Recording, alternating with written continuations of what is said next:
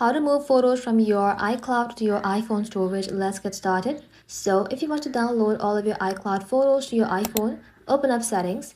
Inside here, tap on your Apple ID. Scroll below, tap on iCloud. Scroll below again, search for photos and then tap onto it. Inside here, make sure sync this iPhone is turned on. And also a pop-up will appear asking if you want to download your photos and videos.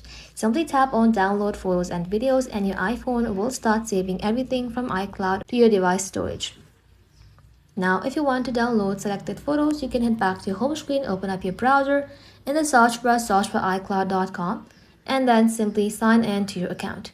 Once signed in, you want to go ahead and simply tap on photos, tap on select and start selecting the photo and video you want to download. After selecting them, you can simply tap on this three dot and then choose download. Once downloaded, open up your files application and simply tap on downloads folder and then save the image to move them to your iPhone storage. Thank you all for watching. If this video was helpful, consider subscribing to our channel and liking this video.